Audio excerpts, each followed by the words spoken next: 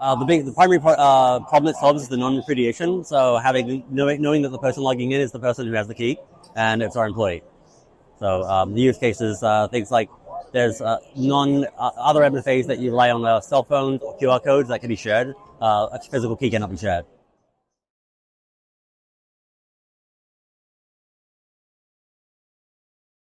It's fast. The speed is it's not you're not having to pull out a phone and load a code or pull out a phone and do yes, this is me. It's like plug it in, pop, and acknowledge the MFA request.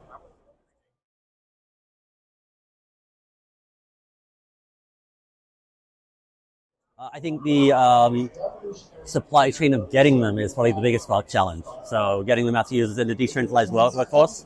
So having to go through like Amazon or some other reseller and load addresses and try and get them out to employees as a part of our onboarding process.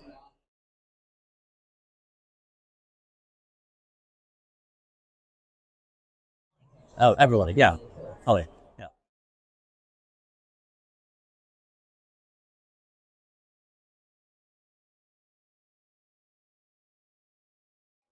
Yeah. Anything handling sensitive information, so like banking, financial information, healthcare information, and also even personal information that you don't want necessarily shared out in the or fall into the right hands. You want to have control over that data. It's the best way to protect it.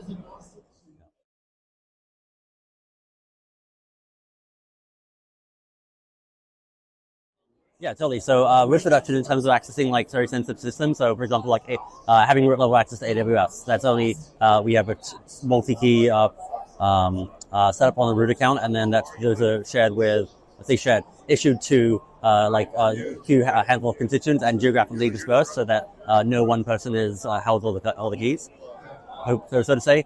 So definitely a risk reduction in terms of accessing sensitive information in enterprise. And I think speed is probably the speed for the end user is probably the most one of the largest benefits. And but I mentioned the shortfalls. It's just like when someone uses one, you still have to go through. That's like not like go scan a QR code. It's like now you have to fall back to some other solution. And then like mentioned earlier, the onboarding flow of like getting them out to users is just depending on not necessarily Yubico's function. I know they do some distribution, but being able to more tightly weave that into our an HRS or IT system.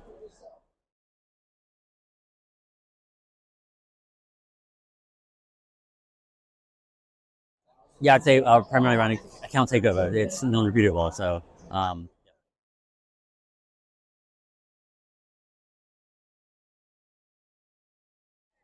Yeah, so far so good. I haven't had any complaints other than I will do this thing one time and then it's pretty easy. And then it's I'm going to default back to the speed it is for folks to log in. So we require people to log in daily, and so it makes that point of MFA at the beginning of the day, and then anytime they're accessing a sensitive system, we prompt for MFA, and it's an easier way to get in than having to like multi-factor with another device.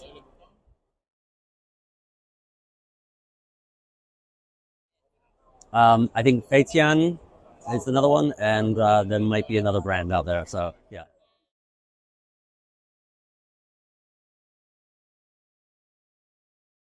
I think I've actually spoken to some of the guys at Yubico, and they've been really knowledgeable and they've actually helped with some of the delivery supply chain requests that we had.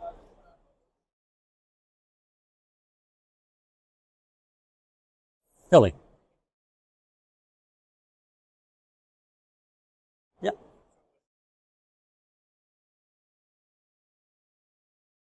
Yes.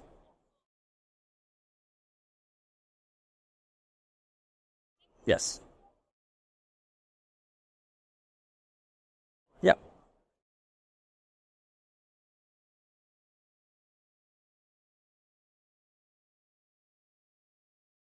So adaptive MFA is used as an alternative. So for example, adaptive MFA, where we're prompting at a point of accessing, so in other clients or other spaces I've worked in healthcare, it's at a point of like, hey, I'm trying to do sort of break glass access or access to a sensitive medical record, and I've got to be prompted for MFA. And so it's either like, okay, you bust out your phone or tap your Yubico key.